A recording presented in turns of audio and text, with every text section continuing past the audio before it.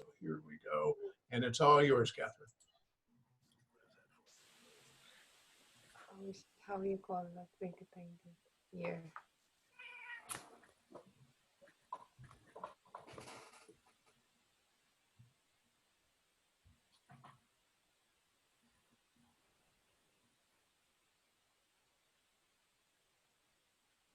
Katherine is muted. Oh, Okay. Katherine, you have to unmute. Yeah. There you go. Okay, thank you. And now we have our contemplative time. So I invite you all to either close your eyes or lower your gaze. Just breathe in to begin to focus within, where all light and love is fountaining forth. And our reading today comes from 365 Days of Richer Living by Ernest Holmes and Raymond Charles Barker. I no longer reject myself. I know that I am one with all people in the Spirit. I receive everyone as a friend. With everyone I meet, something goes out from me and becomes unified with them. I include all and exclude none. Higher than all differences is that union of the soul with its source, beyond all differentiation. The infinite person is enshrined in the sanctuary of my own consciousness. One with all people, I enjoy this divine companionship. I embrace the infinite in everyone, and in turn, am embraced by it. I place upon everyone I meet the seamless robe of Christ, the garment of truth, which is the unity of God and all humans, and all are my friends.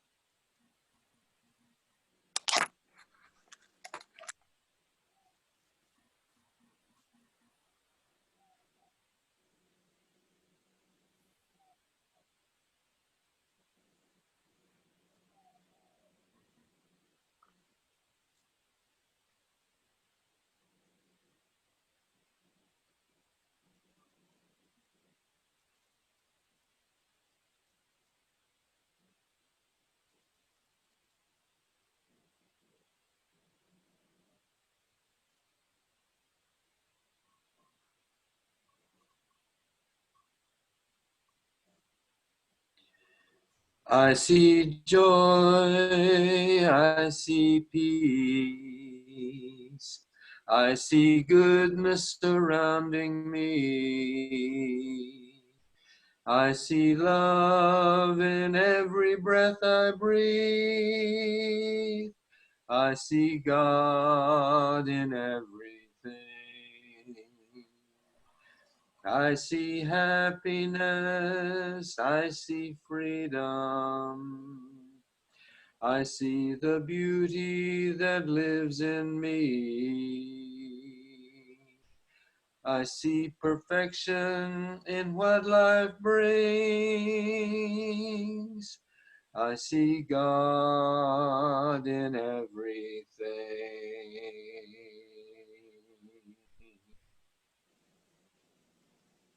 And right here and right now, I speak this word, knowing that we are all joined together. Love, peace, harmony, and health reigns supreme, as God reigns supreme in our hearts, our minds, our bodies, and our lives. Today, as we join together in this beautiful service, led by Dr. Harry Morgan, I know that all is divinely guided. We are all uplifted to higher, better, greater living words of truth that inspire us, fill us, open us to greater levels of loving, giving, and receiving and expressing God in our lives goodness overflows in each and every one of us. This is the truth. I let it be. Thank you, God. And so it is. I see perfection in what life brings. I see God in everything.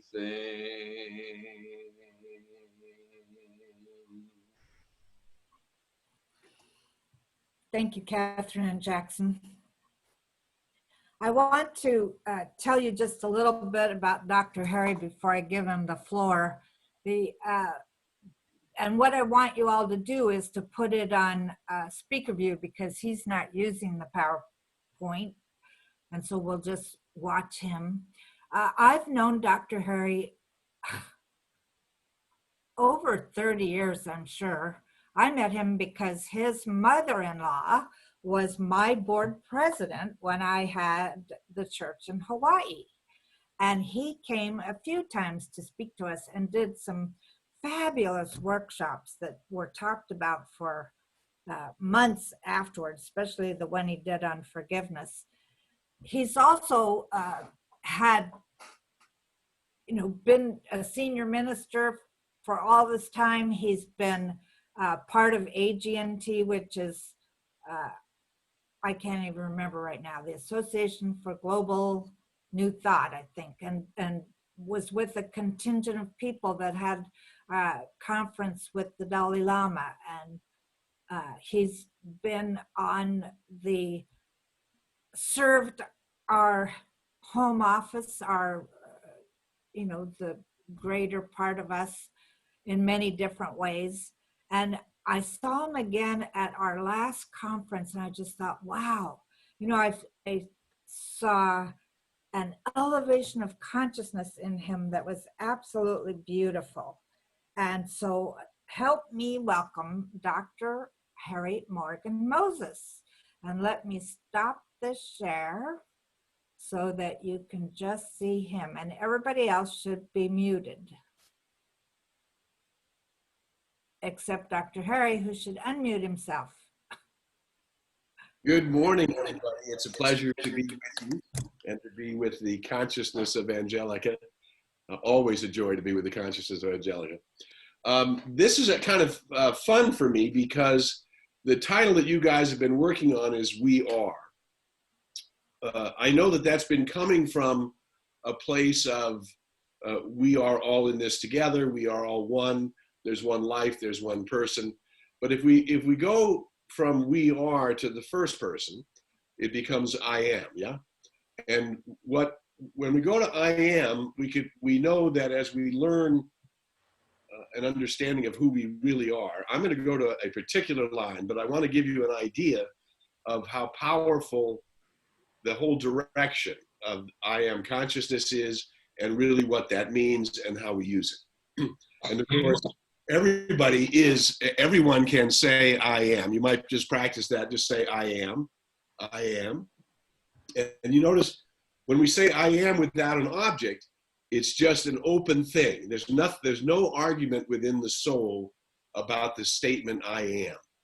Now, when we start to learn about how to use our conscious mind, we then fill in I am. I am love, I am light, I am peace, I am wisdom, I am joy, I am freedom, I am harmony, I am music, I am radiance, I am health. We can put all kinds of words after I am that are in tune with what Ernest Holmes used to call the eternal verities. Eternal verities simply means those things in life that are eternal. So the words I just mentioned, life, love, beauty, wisdom, peace, harmony, joy, freedom, belonging, equality, these are all things that exist eternally in the cosmos. Now, Walter Starkey, I don't know if you're familiar with Walter Starkey. Walter Starkey wrote a number of books. Probably the most familiar among our communities would be God is All There Is. From the flowers to the fertilizer. Everything is God, right? From the flowers to the fertilizer.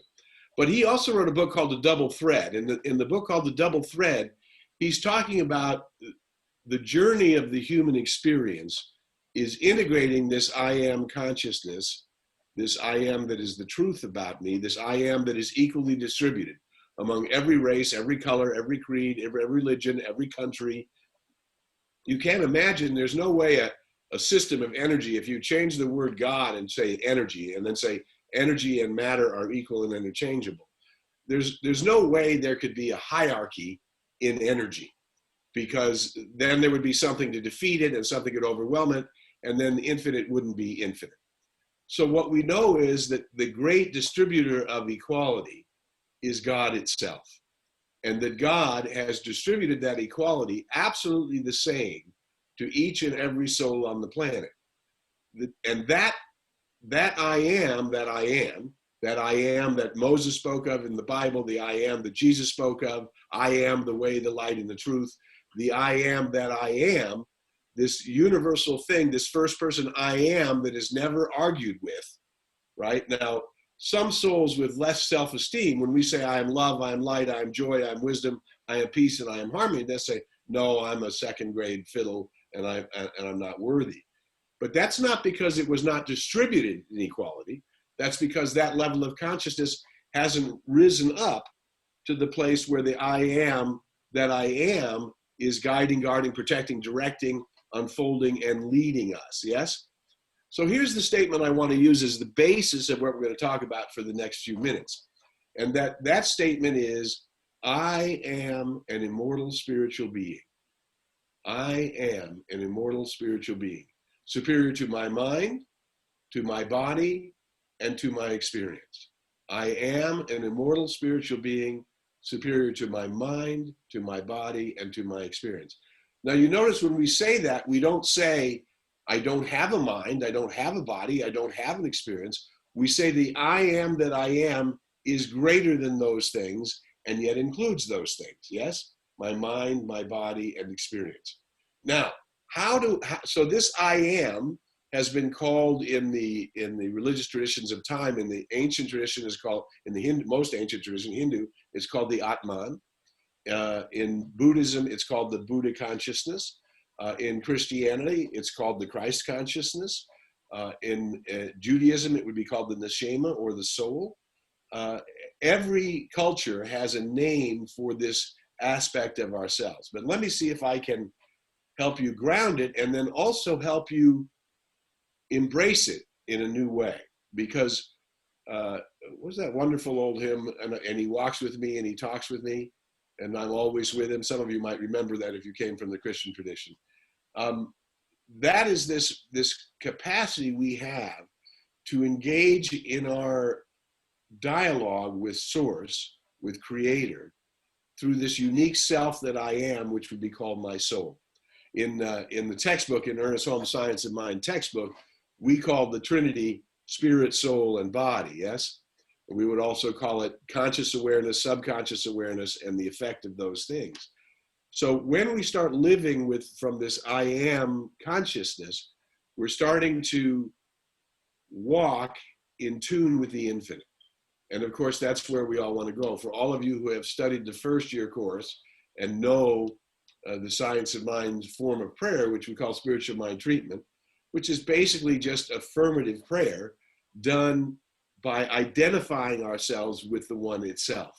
That when we start praying from an identification of belonging to the one and being at one with the one and being empowered completely by the one, we discover that our journey is a constant waking up to this divinity that I am, until such point as we reach the pinnacle in human consciousness, which they call illumination. Illumination is simply a place in cosmic awareness where we become absolutely aware of our unity with the one and of the love that the one has for us, and that love that we have for the one become merged into one thing. And that's the pinnacle of human awareness. Some of us have had flashes of it.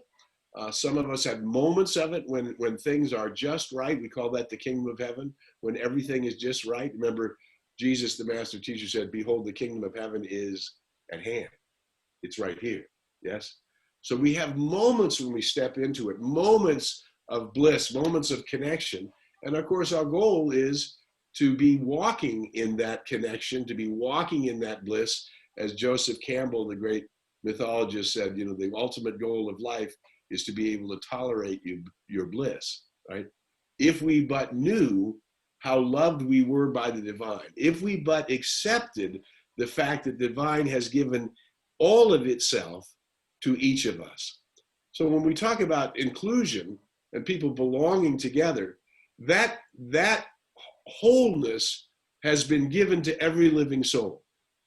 No matter, as we say, no matter race, color, creed, ways of being, religion, borders, no matter. This wholeness has been given to each and every one alike. Behold, I see the Christ in you. Behold, I see the Buddha in you. Behold, I see the awakening Atman as you, right? That is the truth of every human being. Now imagine if we were to say, okay, so take it in the first person. God loves me so much that it birthed the wholeness of itself in me. And that in the birthing of that, it gave me the fullness of its law, its creative capacity to become the thing that it thinks about. Let me say it again. The fullness of that capacity to become the thing that I think about. God thinks it, believes it, and experiences it. It becomes manifest. That's the movement of miracles, yes? I think it, I believe it, it becomes manifest. Now, maybe you've been practicing on parking spaces, right? I believe I deserve a parking place. I believe God has the right and perfect parking place for me. God is right now showing me the parking place. And then in that moment, there it is, the parking place, better than you imagined, right? When you thought, oh, there's nowhere to park for 2 blocks, like going to a shopping mall at Christmas, right? These miracles move through us in accord with our belief in them.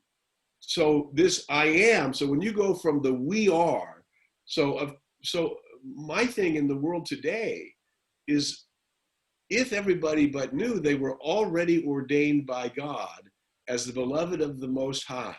I'll tell you a story. When I was in 8th grade, it was the first year that we were changing classrooms with subjects. Before the teachers would always come or you'd have the same teacher. But in this particular time, we were now changing classrooms and moving from, history to science, whatever. And we were at a small school and we were changing classrooms. And apparently the teacher that morning had had too much caffeine or maybe too rugged a night the night before, who knows. But as we were changing rooms, these 8th graders got into being rambunctious, and there was loud and carrying on and sort of silliness happening. And somehow the teacher decided that I was the cause of all of this ruckus. And he, in his anger and upsetness and emotional reaction, he leaned into his desk and leaned into my face, directly into my face, red-faced and angry. And he said, "Who do you think you are? Something special?" And I was shocked by the question, even as an 8th grader, and I looked him back in the eye and I said, "Oh yes, something very special." And he sent me to the principal's office. Now, when I said that, the wisdom that was coming through me in that moment, because I wasn't in emotional reaction and I wasn't in rage, nor was I in charge of the ruckus. I don't know. I just got named that guy, right? And so when I went to the principal's office, the principal said, "Well, what happened?" And I said, he got angry at me and he asked me if I was something special. And I answered yes. And he said, but I said, "But I didn't mean that I'm more special than anybody else. I just meant that I'm special. And my specialness doesn't rob from your specialness or anybody else's specialness, because God has already ordained me." Now, I didn't know this. I wasn't an accomplished metaphysician at the time. But God had already ordained me as special, right? God had already ordained me as the Christ, the Atman, the Buddha, the potential of the living bliss of God made manifest in humanity. Now, God did that to me. God has done that to you. That's the truth about you. And what's different is not the truth about us, because God is equality. God is absolutely equality. The laws are not given to us in part. the laws are given to us in full. It's like, what about the law of electricity? Well, I'm going to give it to Valerie, but I'm not going to give it to Edward. I'm going to give the law of electricity to Casey, but I'm not going to give it to Burl, right? No, the law of electricity is the same. And the potential of the law of electricity is you can use it to heat your toast, or you could use it to shock yourself in the bathtub. And the law doesn't care. It's given freely and equally to all. Yes? Well, the law that we have come to understand, which we call the law of mind or the law of consciousness or the law of the circle, which is what I think about, what I create in my consciousness comes back to me as my experience. That's the law of the circle, yes? What I think about comes about. Where my energy, where my attention goes, my energy flows, and that becomes my experience. This is equally distributed to everybody. The difference in experience is how much we are consciously aware of it and how much we consciously use it. And do we understand that this law of the circle or this law of reciprocal action or this law of mind, which is all the same law, is given to each one equally? The question is, how do we use it so that it creates the things that we want? More love, more life, more joy, more wisdom, more freedom, more harmony, more peace, more abundance, right? And the answer is, you have to start dwelling upon these things. Not me, not you. Anybody who is seeking these things must start dwelling upon these things, right? Now, then you say, well, I was just last week in this same hour, I was speaking to a group of souls in the UK who invited me to speak to them on Zoom. And I'm sharing exactly these same ideas. And you can see the Brits have a little bit, they're not used to being gregariously positive, right? So, but nobody's used to being gregariously, have you read the newspaper? Have you seen the news? I mean, being gregariously positive doesn't happen spontaneously based on all the good news out there, right? People are fighting and making choices that are lower vibration. Lower vibration brings back the effect of lower vibration. And then we see lower vibration multiplying lower vibration. And we're wondering, is anybody having fun being alive? And Ernest said this, Ernest Holmes, the great philosopher in the last century, says, we are born to have fun living. I'm going to pause there a second. Just change your mind. What about, we have an expression in the culture that says life's a bitch and then you die. That's a hell of a lot a different expression than we are born to have fun living. Now he goes on, where does this fun comes on? He says, we're born to have fun living, to consciously commune with the power that is within and around us, and to grow and expand forever. We're born to have fun living, but that fun living comes out of consciously communing with the giver of all life, love, and beauty, consciously being in appreciation of the life force that's happening in my every breath. With every breath, I love life. I love growing. I love expanding. I love becoming a place where more and more light flows. I become a place where more and more magic and the miracle of actually being the living Christ, the living Atman, the living Buddha becomes part of my reality. It becomes visceral within the cells of my being, because I'm not just saying an affirmation, I'm inviting the energy of the divine, the very love of the divine, to enter into every cell of my body, to enter into my mind, to enter into my awareness, to grow me, that I might become more alive, awake, aware, in tune, and be a place where more and more inspiration, more and more joy, more and more love, more and more peace, more and more harmony move from me, not just by my words, but by my very beingness.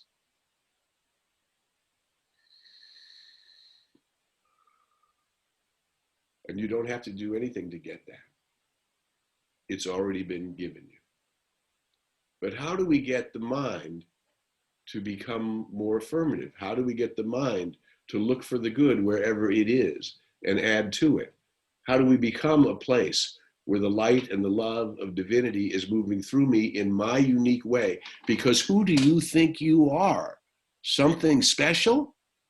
And the answer is, oh yes, chosen by God. The very high of the most high, the perfect intelligence of the one has chosen you to be the incarnate self of the self, to be the I am that I am in expression. And the potential for that is beyond imagination. That's why Joseph Campbell talked about the bliss. You got to make more room for the bliss, because the magnificence of the glory of God is greater than anything we've touched so far, and so grateful for any moment we've ever touched it. But imagine walking in it and as it and with it and not losing it. Now, so that's why Walter Starkey talked about the double thread. So we have this high self of ourselves that is the magnificent glory of God, which is my true and eternal nature. And then we have our little personal selves and our opinions and our egos and our smallness, where we don't allow our good and we cut off our good, or we judge somebody else and therefore judge. That judgment is the law itself. According to the way we judge, so are we judged, right? It's a perfect law. And it works perfectly for everybody. And people are not aware that they think they're this little independent modules of humanity with a brain. And as soon as the brain stops working, they don't exist. And nothing could be further from the truth. I am an immortal spiritual being. And I put on, as it says in the Tibetan Book of the Dead, I put on a coat of skins. I came from the light. I put on a coat of skins, and I will return to the light. Who do you think you are? Something special. We are the beloveds of God. Now, is that we some group? Is that us because we have a special consciousness? Is that us because we have an awareness? Is that us because we're a color, a creed, or a way of being? No, it's us because that has been already ordained. That has already been given. And now it's up to us to discover it. It's up to us to walk with it. It's up to us to invite it into our daily thoughts. You know, how do I become this avenue through which greater amounts of love and light and truth and wisdom and peace and poise and power may actually flow? The answer is you have to purpose yourself to it. I've told my people I've been a minister now for 35 years. And I'm short a decade. It's a long time. And my mind is constantly still using affirmations on a daily basis. Never get out of bed before I do treatment in the morning. Daily, I meditate on this I am that I am.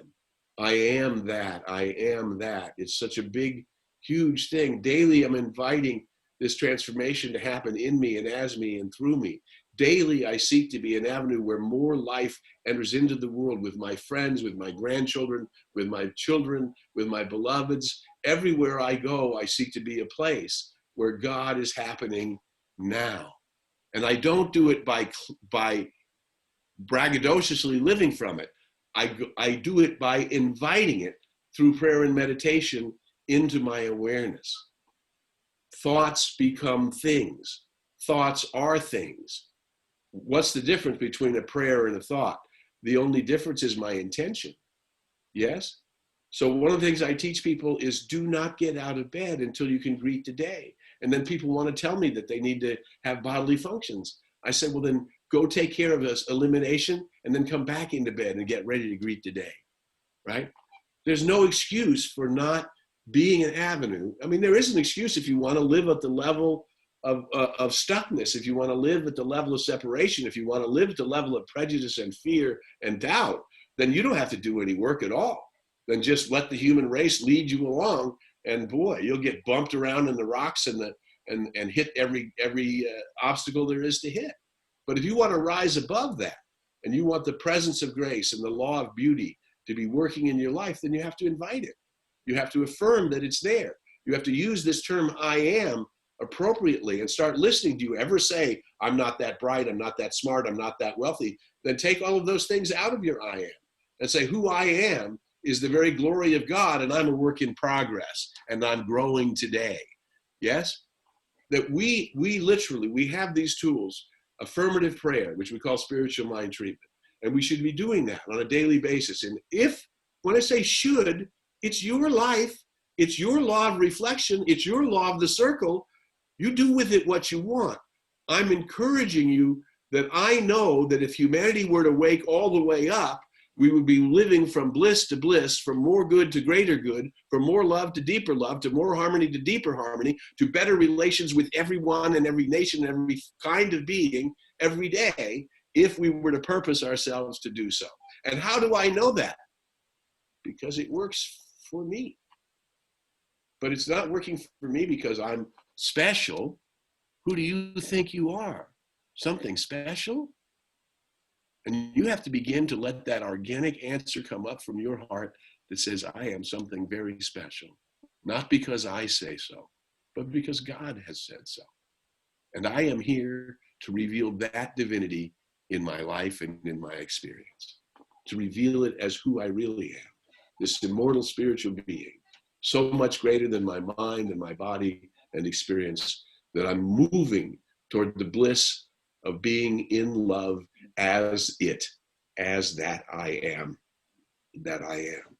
To be that love, love given freely, without demands, without expectations, and without seeking anything in return. I love because it is my nature to love.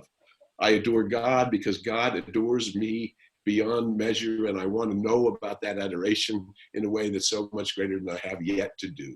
And every prayer and every meditation and every affirmative thought is moving me in the direction of my choosing, because I am waking up, not only to the I am that I am, but to the we are that all humanity is.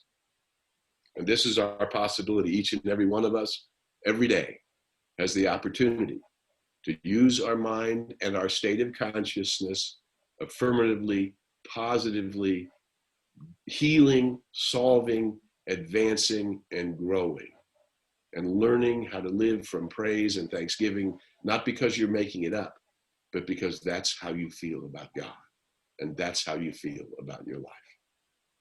So my friends, today, to be with you, to be able to share these ideas, because we are the light of the world. We who are waking up are the light of the world. You are waking up. You wouldn't be here if you were not.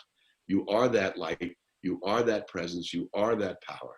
And I am honored anytime I get to commune with my brothers and sisters and proclaim this truth, not just for us, but for every human being, who God has ordained as something very, very special. It's been my honor to be with you in this day.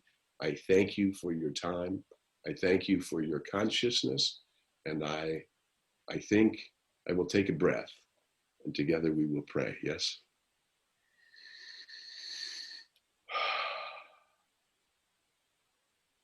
So just taking a deep breath,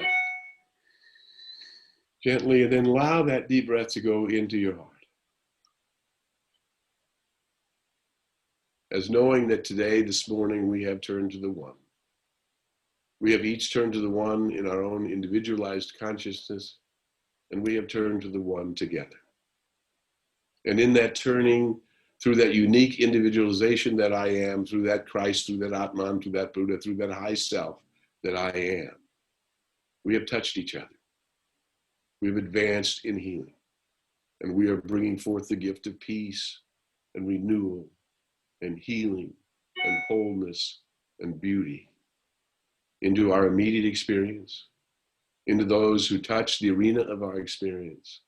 And this which we claim for ourselves, we know, is the truth about all humanity.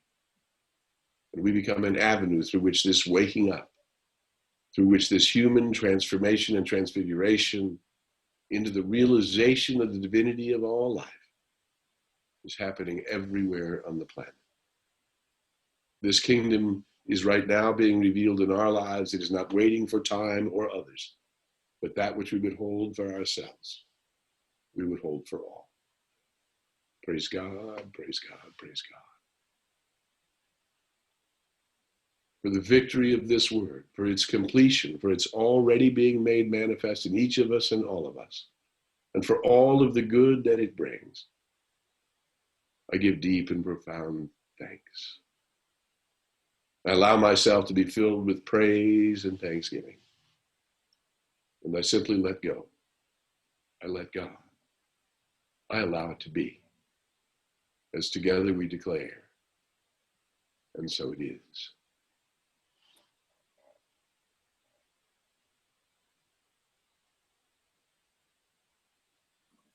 Thank you very much, Dr. Harry. That was powerful. Very powerful.